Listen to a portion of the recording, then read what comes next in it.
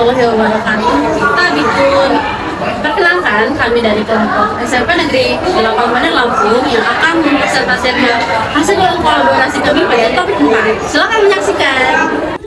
Tak pedulikan tanah asalnya, tutur bicara keyakinannya tak ada yang sama. Itulah yang membuat kita. Untuk menyikapi siswa dengan gaya belajar yang berbeda-beda, hal yang pertama akan saya lakukan yaitu dengan melakukan tes gaya belajar terlebih dahulu. Kan gaya belajar itu ada 3 gaya belajar, yaitu ada visual, auditory, dan kinestetik. Nah, setelah saya melakukan tes tersebut dan menemukan hasil gaya belajar peserta didik, hal yang akan saya lakukan menggunakan pendekatan pembelajaran yang beragam. Untuk visual, saya menggunakan grafik, diagram, dan video. Sedangkan auditory menggunakan ceramah, diskusi, dan musik. Untuk kinestetik, ini biasanya digunakan aktivitas fisik, eksperimen, dan proyek tangan. Nah, untuk gaya belajar campuran itu bisa dilakukan gabungan berbagai pendekatan. Damai selalu, bumi pertiwi beda, tak sama. Yang penting kita tetap jadi satu untuk selama-lamanya.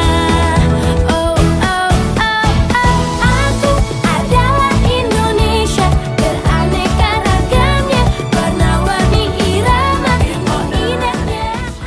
Yang pertama yaitu memberikan rasa aman dan nyaman, contohnya seperti ruang kelas yang bersih, teratur, dan keamanan yang terjamin. Yang kedua, mendorong motivasi belajar di mana kelas dilengkapi dengan fasilitas yang memadai seperti teknologi modern, buku-buku, dan juga adanya poster-poster inspiratif. Yang ketiga, meningkatkan keterlibatan sosial di mana adanya kegiatan ekstrakurikuler, sarana olahraga, dan kegiatan sosial lainnya. Yang keempat, mengembangkan keterampilan sosial di mana melalui kegiatan proyek, kelompok, atau kegiatan ekskul yang memerlukan kerjasama antar tim. Dan yang kelima, mengembangkan memfasilitasi pembelajaran dengan menggunakan LCD atau proyektor dan juga menggunakan papan tulis. Beraneka ragamnya, warna-warni irama, oh indahnya. Aku adalah Indonesia, rukunlah selamanya, berdampingan bersama, kita Indonesia. Kita Indonesia,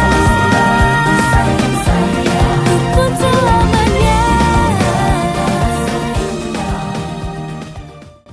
Berdasarkan film Hiki, lingkungan dapat mempengaruhi individu seperti sosial, pendidikan, dan masyarakat. Di film Hiki juga, yaitu pemeran utamanya memiliki hambatan dan diskriminasi seperti sindrom Touch. Jadi di lingkungan kerjanya, Nina memiliki hambatan tersebut sehingga terjadinya perbedaan. Dia tidak menerimanya adanya sindrom tersebut. Namun dengan perjuangan Nina dapat mempengaruhi lingkungannya. Jadi dari hal tersebut kita dapat melihat lingkungan dapat mempengaruhi individu dan juga sebaliknya individu dapat mempengaruhi lingkungan. Tak pedulikan warna kulitnya, bentuk rupanya, ragam rambutnya.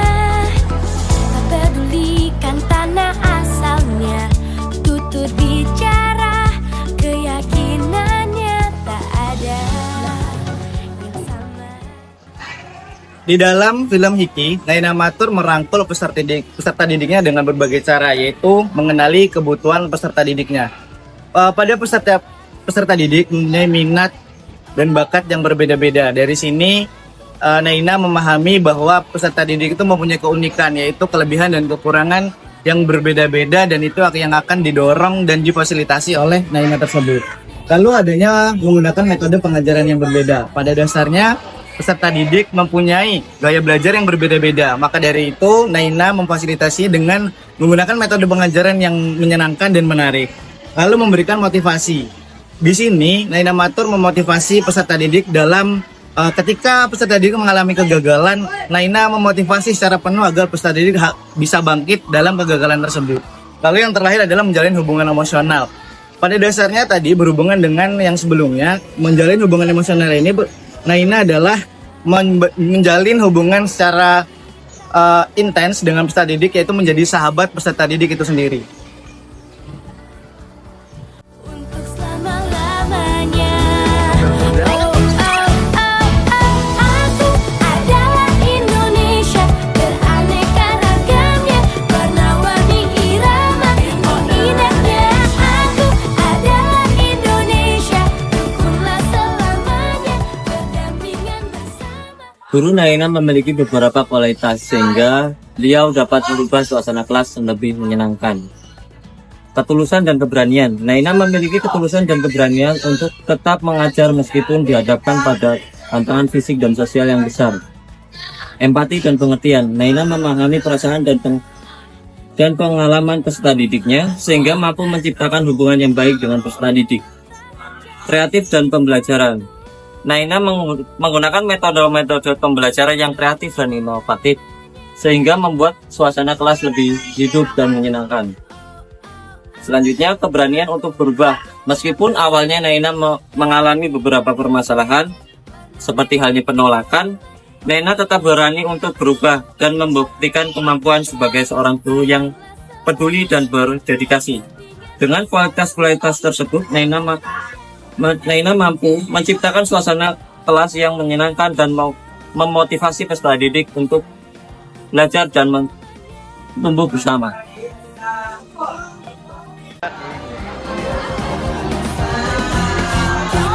Indonesia.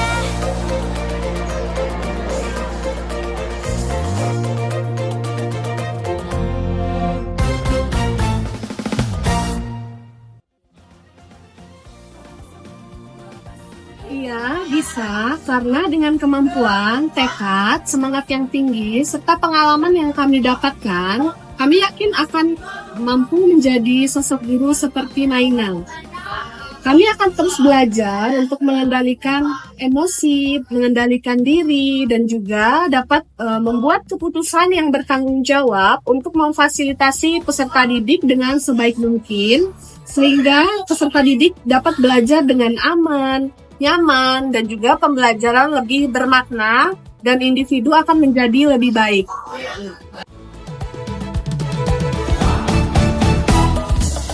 Tak pedulikan warna kulit.